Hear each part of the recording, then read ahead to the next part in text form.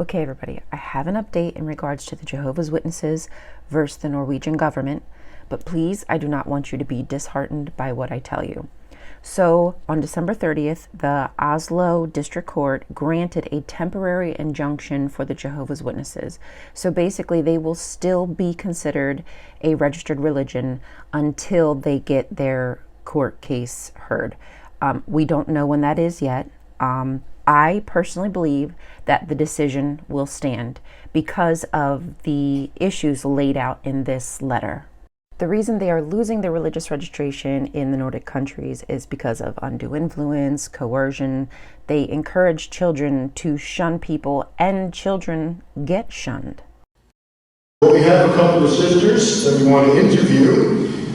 Melody is 10 years old, and she was baptized late last year in November. So I have a couple of questions for you, Melody. First of all, what specific fear has at times challenged you in your service to Jehovah? Well, a specific fear deals with one of my sisters who is disfellowshipped, and she had contacted me before my baptism and was encouraging me to keep in contact with her. And even though I do miss her and love her, I know that if I didn't maintain contact with her, it would be difficult to stop communicating with her if I started. Okay, well, thank you for sharing that. Now, Melody, how has Jehovah helped you overcome that fear? Well, Jehovah has helped me cope in many ways. He gave me the courage to stand up to her and tell her that I couldn't communicate with her at all because I didn't want to hurt my relationship with Jehovah. And he also helped me with so much sorrow and loneliness and missing her. So growing my relationship with Jehovah through prayer and studying has really helped with this and all my fears. Okay, well, thank you for sharing that, Melody.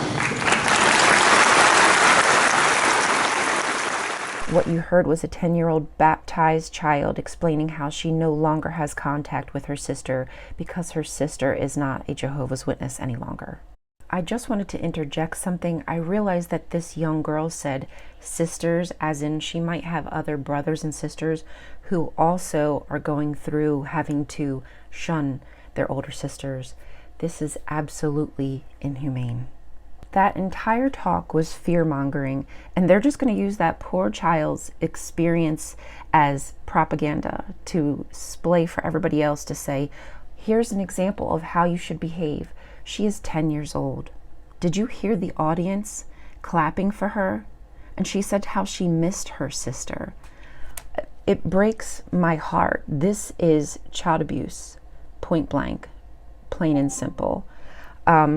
So this injunction basically is going to give the Jehovah's Witness organization time to get their affairs in order. So those people who still had plans on being married at a Kingdom Hall by an elder can continue to do that in this window time frame before the case goes to court, which I think is fair. But in my opinion, I think the decision will stand. Thanks for following.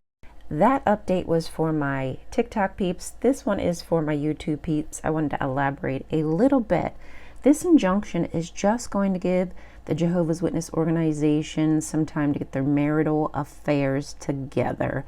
Oh, and probably some business affairs that they don't want people knowing about.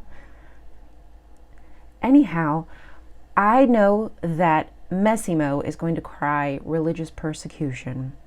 But here's the thing. They have freedom to continue to practice their religion. Satan's system is just not going to recognize them as a registered religion. Caesar's law isn't going to pay them for being a religion anymore. But they still can practice and worship freely. So it's not religious persecution. It's just holding them accountable to Caesar's law in Norway, which says that shunning children is child abuse. So this is not oppression. This is just taking accountability for your actions, much like you've made many of us when we were children be accountable for obtuse laws, regulations, and guidelines that you have handcrafted that are now kind of coming around to bite you in the butt. Now, of course, I could be wrong and I might find myself eating some humble pie later on, But I really do feel like this decision will stick. It took them, I believe, over 2 years to come to this conclusion about the Jehovah's Witness organization.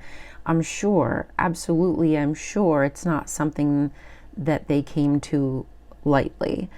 They are making this decision because they feel it's in the best interest of children, people who are vulnerable, who don't understand what is happening to them. So we shall see, but stay tuned. I'll let you know if I hear anything further. Huge shout out to all those PMOs, people like Mark and Jan, etc., who are raising the alarms and letting us know what's happening. We truly appreciate all the work that you do. I'll see you soon. Bye.